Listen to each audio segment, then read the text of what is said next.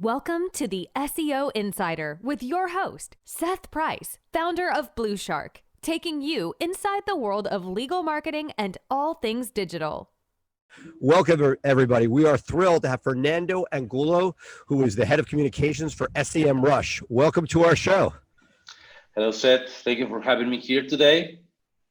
We are big fans of your product, and what normally as I do these interviews, this stuff is all in my head, and I sort of have this rapid fire back and forth. But today I have an experiment, which is our team was so excited. Our team at BluShark was so excited that you were coming on that they kind of fed me all sorts of stuff. So I'm going to try to keep this interesting and conversational. But before I get into their questions, tell me a little bit about the history of the company.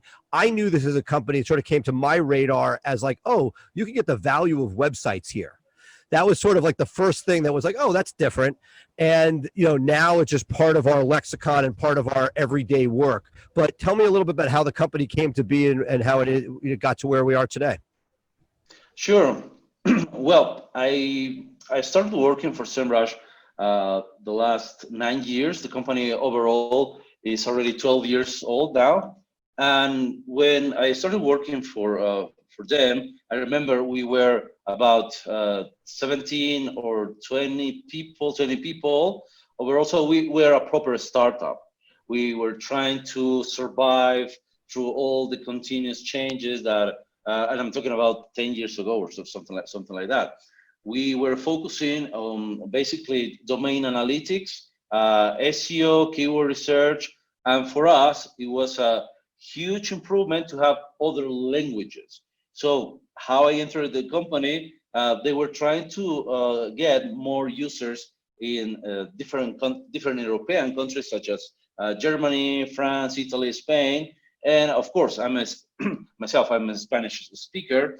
And also, I was working from Russia in St. Petersburg, and the company was founded in US, but the whole developers team was in Russia.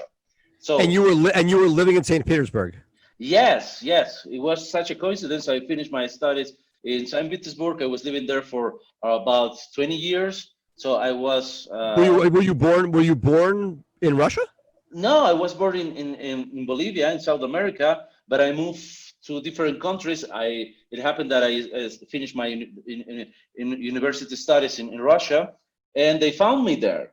So they said, oh, this guy is related to digital marketing, he speaks Spanish, English, Russian.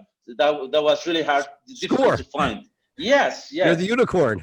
Yes, that was at that time.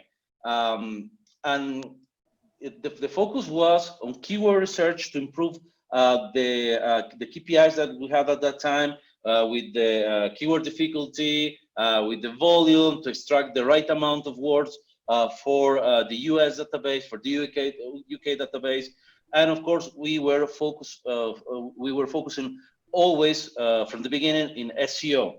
But that has changed a lot during the last 5 years, the last 3 years. Our main focus is not SEO anymore.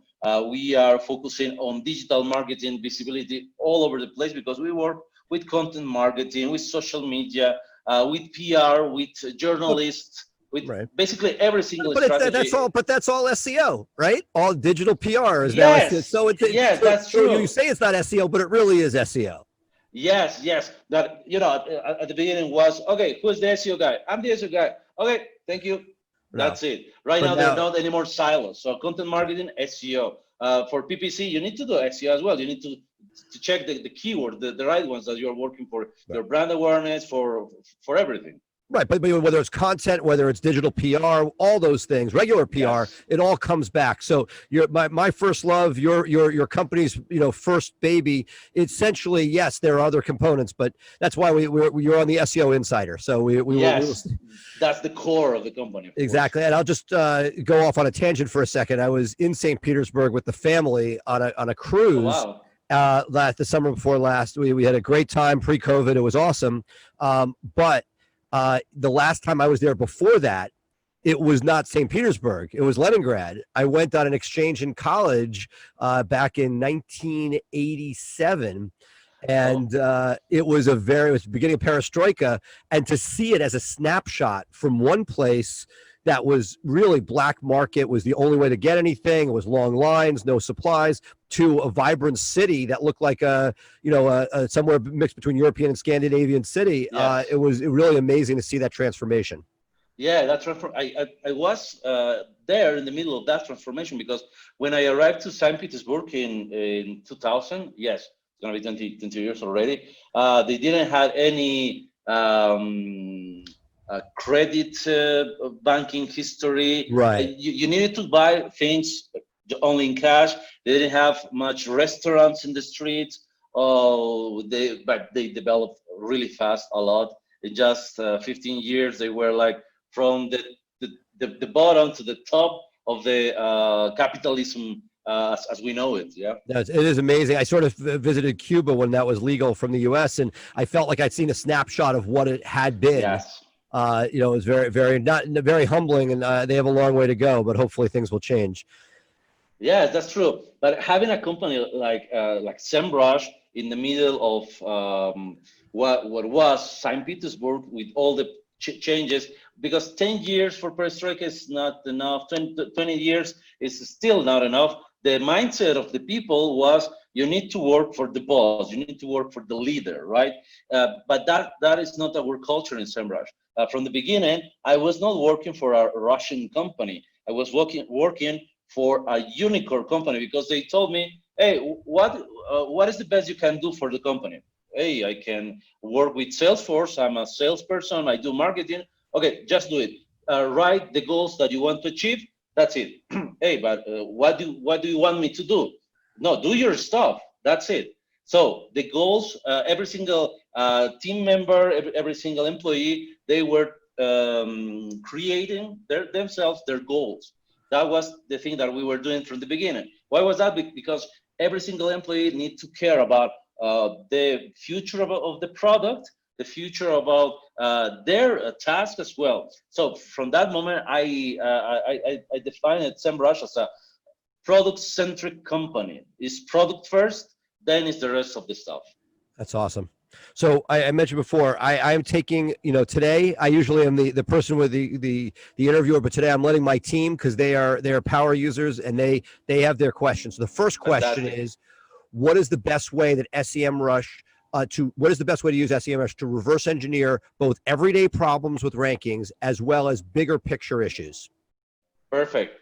Well, I need to make the name of the company clear, since we just have a rebranding. The name of the company is SEMrush. We are not specifically SEM, because we are not search engine marketing. It's just our brand name. That's why we are not that acronym, right? We are SEMrush.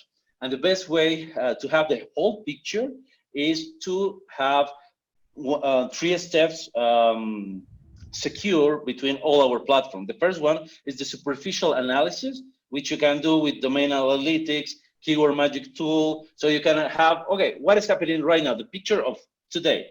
But you need to compare that with historical data that you have inside of a project. So for that, you need to have a tracking system. You need to track the keywords, but that is not enough. You need also to have all the information in one single recipe. If you are using, for example, Data Studio for all your results, or you are using, I don't know, wherever the system that you are using for just showing the data, it can be Tableau, it can be Adobe, whatever it is, you need to have a place where you can check all that information. Because there are a lot of agencies that they are measuring, they have the data, but they are not seeing the whole picture because they don't have the specific reports to do that.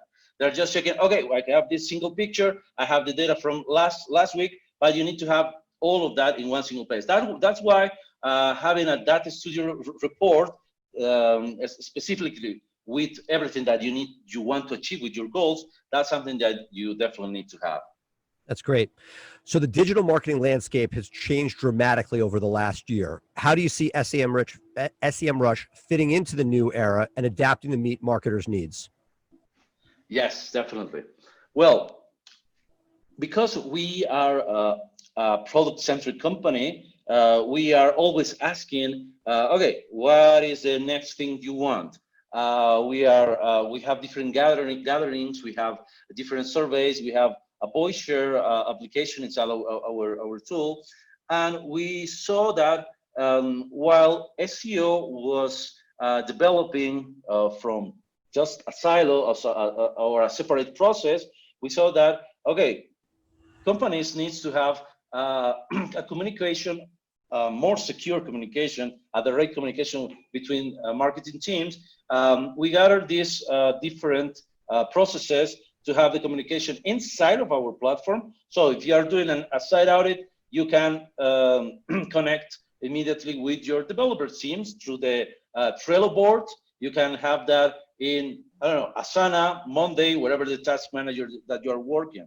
If you are if you are working as a freelancer, you can do that yourself. So that's why we have the content calendar. We have the SEO calendar as you want to use it. And of course, if you want to go as an internal team working for a brand, you need to have different stages between those processes. So you are at the top of working with the top of the funnel. You need to create the question keywords. So you go to one part of the tools, like for example, Keyword Magic Tool.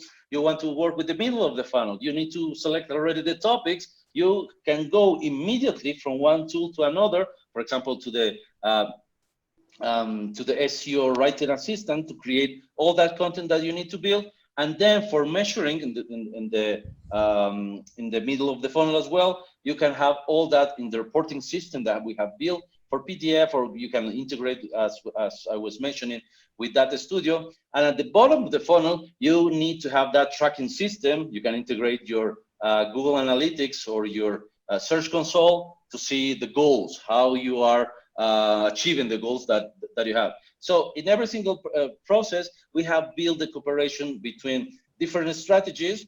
You want to promote, okay, you have Facebook ads also integrated to SEMrush. You want to promote organically, you have social media tracker. You can do the posting, you can scale all the posts that you want for the next month to come. You want to improve the content, you can do an content audit. So all different processes, you can use it in different ways, but to achieve the goals that you are meant to achieve from the beginning. Great. Well, in our world, the legal vertical and the professional service vertical, the LSAs, local service ads, have been have had a huge effect on what's going on. How is SEMrush working to try to help agencies deal with the data that's coming in and the new landscape that we're facing with LSAs? Well, our databases are live, so there are many ways that you can use. For example, the long tail keywords. You can collect all of them, or if we don't have that information, right now we have around 20 billion keywords in our database. Just as an example, 3 years ago we had only 2 billion keywords. The process of growing our databases was really complex, but we achieved already the amount of data that if something is becoming popular, I don't know, the legal terms that can be appearing or in the health industry or any other industry, you just need to check that in our Keyword Magic tool. If you don't find it there, there's no problem. You can add those keywords in your tracking system, in your tracking project, and we're gonna be immediately checking that in Google to see, okay, how popular is this keyword, how many people are interested in that. So we're gonna be building that keyword inside of our database through our tracking system. So you will be able to see the results of that there. So long tail keywords, very specific search queries, you can use that as well there. So there is no any stuff specific to LSAs beyond sort of normal PPC tracking. You know, it is paid search, but it's done in a slightly different way as far as pay per call versus pay per click. Is there stuff? Are you guys? I mean, it's rolling out quickly. It started with just the locksmiths and home improvements, but we're seeing it sector by sector. are there tools in the coming months and or quarters that may help us manage what I expect to be with the auction, a very expensive widget that Google is going to be putting out there? Well, in terms of if we talk about the legal industry, right now we have a tool that is called the CPC map. So all those terms that are really expensive or the ones that are the most popular are there by location. So you can enter, select the US, select one of the states, and you can see by industry what is the price and what was the history behind the biddings. So for those terms, you can have all of that there. We are changing that information in a daily basis. So basically, if you want to see what are the most expensive keywords for bidding and the ones that we had in the past, you can just check the CPC map for doing that.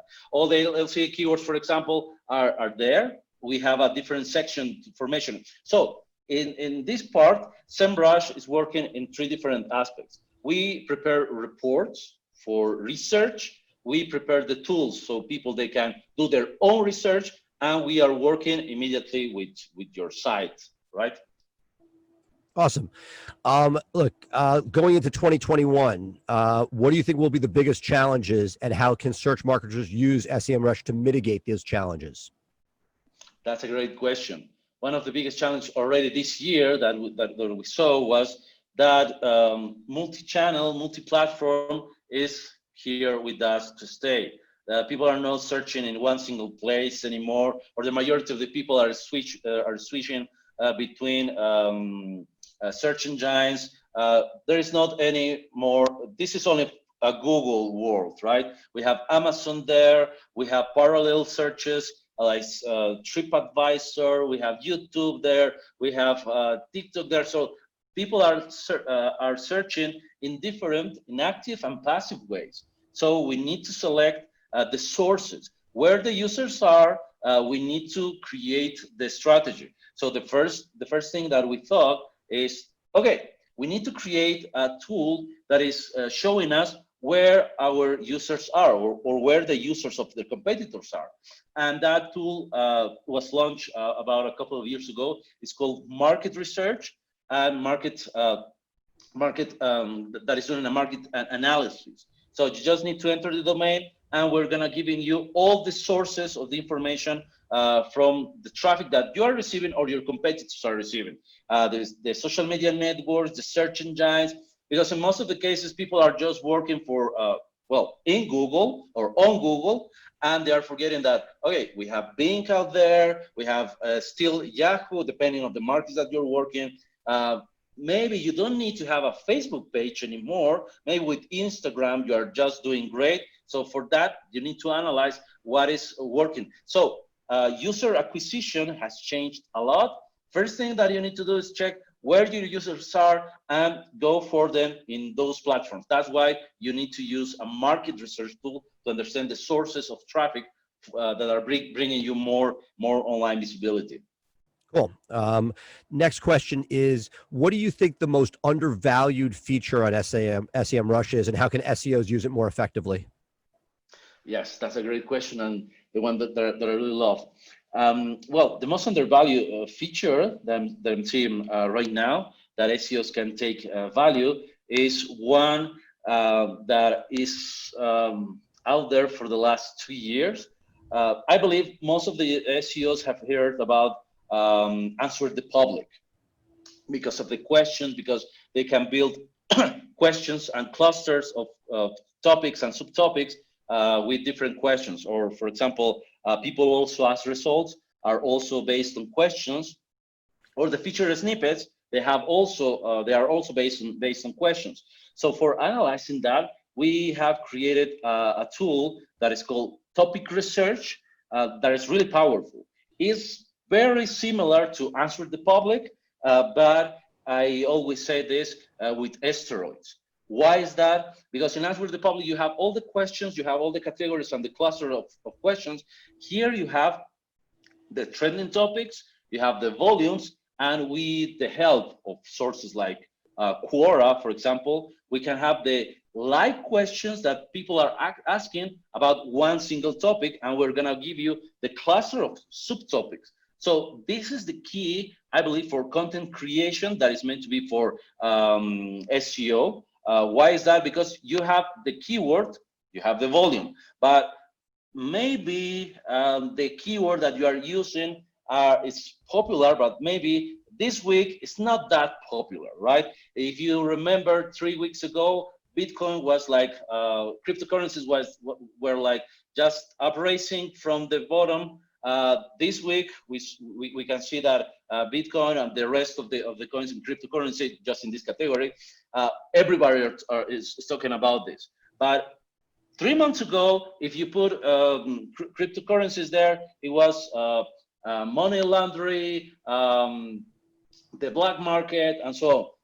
That was because of the trend, because of the interest of the people. So with topic research, you can have the volume and also the interest of the people. You're not going to be creating content because you had a great idea, but because people are interested in that. I have a really good case here with one of my friends. He's a lawyer, and he was telling me that he is working only with testaments. His main list of clients were asking only about testaments, and he was really comfortable just working with people that want testaments because of the pandemic situation and so on. But for some reason, during the last couple of months, he was just receiving divorce requests, and he was saying, "No, my moral standards are not allowing me to work with such requests. So I'm passing that to my fellow colleagues in that field." But he was losing a lot of clients. So a lot of course, the situation, we were in lockdown and the rate of divorce went up in many countries. I'm talking here about a Spanish guy. And he said, okay, I don't have any more testament requests, only divorce requests. So he changed his website, the main message, so he became a divorce lawyer. So where the user is, where the demand is where you should be. That's why you need to check the trend, what is happening right now, right? And it's fascinating because obviously the pandemic hit Europe first. And so I feel like you guys are a couple months ahead of us. We went through our testament, our trust and estates department, very, very busy. And then what we've seen is that in the last few months, the divorce practice explode. That people are sick of being. So it's like first they were scared of dying, and now they're scared of who they're living with. So we should just call you guys up to find out what's next. We could skip the tool and just whatever's going on in Spain will be happening here in 2 months. That's correct. So okay. we tool as big topic research, you can see the trends. So testament is not trending. Divorce is trending. So I need to change the message that I'm sending to my users. Gotcha. Okay, we got a big update coming May 2021. Google's full transition to the core web vitals. How can search marketers use SEMrush to best prepare? Oh, that's a great question, and we are doing a lot of research right now based on that, because this is a huge change. Mostly it's affecting e-commerce businesses, but as I was talking this with some experts around the globe, most of the core updates from Google are affecting directly content marketing. So the quality of the content of the website. So if you are solving people's problems with the content that you are doing. That's what I always say. It's as a business person, you solve their problems, you'll make money. Whether as a marketer, as a lawyer, as anything, as a software. That's correct. If you're solving people's problem, creating the content that is delivering that message, if you have a really fast web page, which was one of the prior core updates, so you need to have a really fast web page, mobile based, you should be fine with the next changes. But if you are doing some black hat stuff, if you are not being careful, if you have not the right content, if you have old content that is really old and you don't have the expertise, the authoritativeness, the trustworthiness that the Google people are preaching, are evangelizing, so you need to make some changes. And how SEMrush is working with this. So basically, we are working with that process. expertise. You need to show that you are an expert with the topic, but you also need to find the right audience for showing that expertise. So in this case, we have a tool that is really great, which is display advertising. There we can show you what was the strategy behind your competitors targeting. So you can see, for example, I don't know, Apple or eBay, any company that is doing displayed advertising. What was the target audience for their core message? They were more men or women between what ages, 20, 21 or 42. For example, I have colleagues from a company that is called Rexpex. That is startup. They are selling glasses, sunglasses for dogs. Oh. Right, so it's a very niche product, but with the help of such tools, they were checking, okay, how many people can be interested in such product, right? You can imagine that there's not too many, but there is a niche for this, specifically in those cities where you have a lot of sun, such as Florida or California overall, Texas. You can say you have all your audience there, and they just need to be focusing on those people who are interested in pets products, in I don't know, tourism, and so on. So building the buyer persona through the analysis that you are doing with their display campaigns, it can be something really easy to find with SEMrush Display Analytics, for example. Gotcha. Well, with our remaining time, I'd like to sort of really appreciate my team's questions, but for me, I would love to sort of help them. So for a team that is helping with local search, providers, primarily legal, what would you say, give me 3 to 5 of sort of core things. We use the tool, but what do you think are some of the best practices that you see, not for everybody, because a lot of the stuff you're talking about, like we're not switching practice areas for most law firms. They're in that practice area. We can't just say, hey, people are interested in that. We could do that to get traffic and help with SEO. But if you're saying, hey, you're doing injury law, you're doing criminal law, divorce, whatever it is, what are some of the basic fundamentals you think that should be, people should be doubling down on that are core competencies of your software?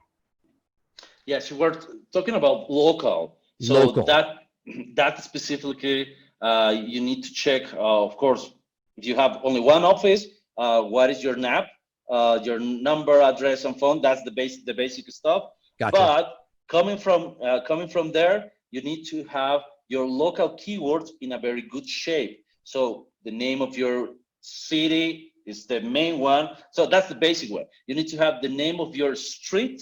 You need to have the name of your street with the product or the service that you're offering.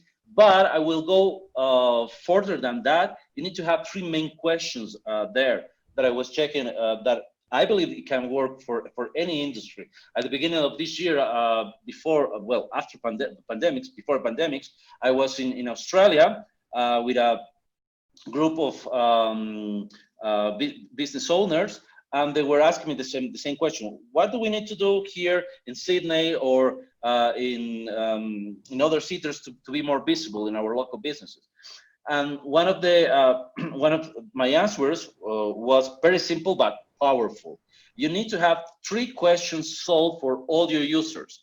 The first question is, what is, and specifying your service. So what is, I don't know, the divorce practicing in, I don't know, the name of the city, in Miami, right? What is the divorce practice in Miami?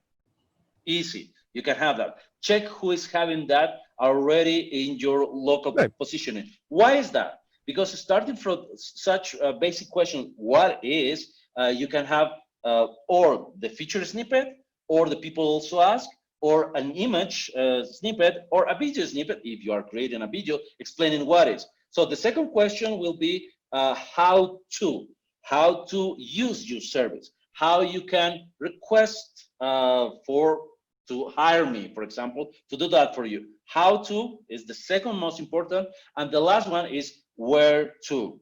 That is, those 3 questions are the main ones that you need to have with the name of your service and then the name of your city, and then the name of your street. If you have in that order, I was receiving, I don't know, 6 months ago, 3 months after my talk in Australia, that most of the business owners in Australia, they were having great results because they were providing with the exact information to those people that were searching for them in the local area.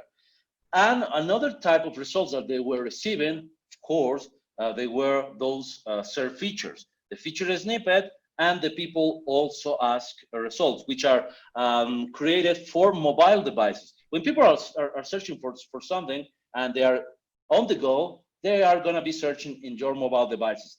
And those and that search giant that is working, so the mobile first indexing that we're going to be having on March 100%, is based on questions. So it's a question engine system that you need to fit with the questions related to your businesses with your local keywords. So I believe that will be the most powerful, but basic, but powerful advice here. Gotcha. So I got, in the remaining time, I got two sort of questions. The first is, what is the biggest mistake you see your users they get the data and then they have to implement it to make changes? What are some of the one or two biggest mistakes you see people, they get the data and how do people misinterpret and misuse the data they get from your tool? Yes, that's a good question. Because when you have so much data, you can create a spreadsheet, a list of information. Right. You need to create as well. You need to be able to say what is the meaning of that and what is the next step. So what you want to do with that data.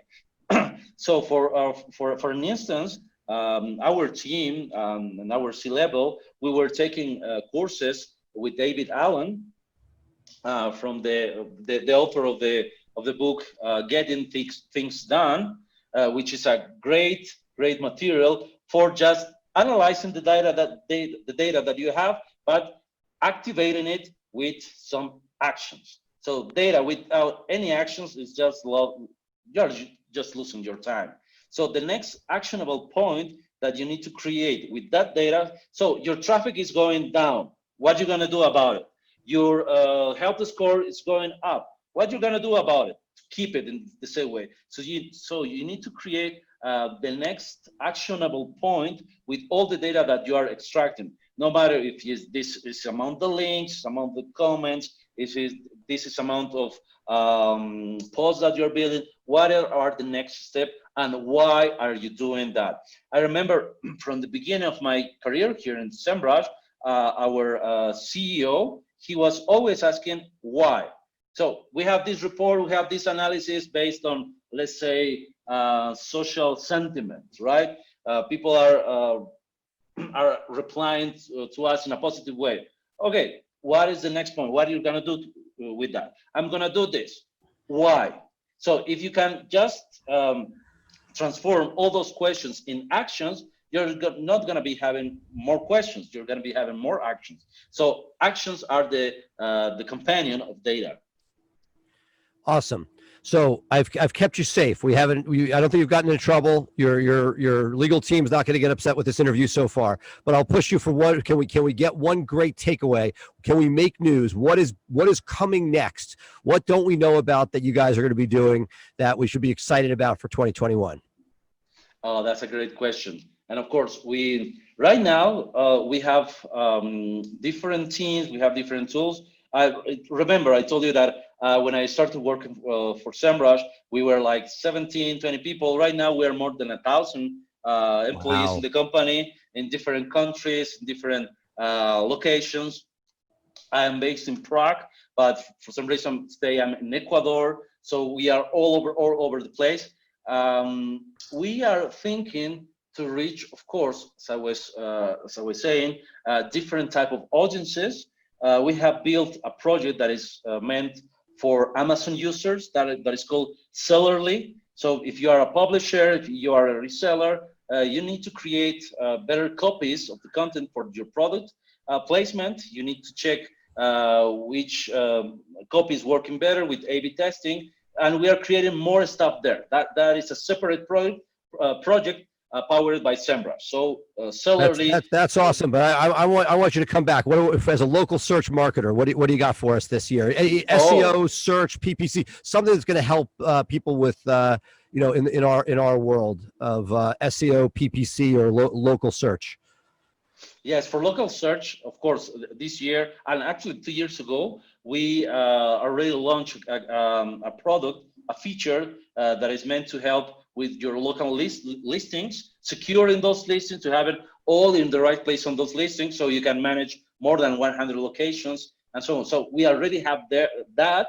We tested that in US and in Australia. Right now we have in UK the same system. It's working really well. So as far as I can say right now, we have created a big team that is working specifically on developing that project. So for local listings, for local search, we have an entirely new team focusing only on that. So for any request, if you had any request, what do you want to see there, just please send me an email or write to mail@semrush.com. We want to see this in SEMrush. We hear our users. We really love feedback. The thing that we have right now was meant for local businesses, not only in the terms that you have only your location secure, but in terms that, okay, this is working with your NAP. You have your local keywords secure. When you are going to be receiving any search feature, we have alarms already in our tracking position, so you can see, hey, I have this new local pack positioning, right? So you will have all that power. But if you want to see any more power of that, we are happy to hear it. Well, we are big fans, and I think my guys probably will not use the generic email, but they'll stalk your cell phone and send you requests in the middle of the night. But we are thrilled to have you here, and excited to watch what happens this year, and hopefully have you back in the future to discuss improvements to the software. Fantastic. I will be happy to help. You can find me on LinkedIn, any social network. Fernando Angulo from SEM. We don't have any other Fernando Angulo, so just find me Twitter, LinkedIn. I'm all ears. Thank you so much. Have a great day, Fernando. Thank you, Seth. Thanks for having me here. Bye. Thank you for tuning in to the SEO Insider with Seth Price. Be sure to check back next week for fresh insights into building your brand's online presence. Episodes are available to stream directly on BluShark Digital's website.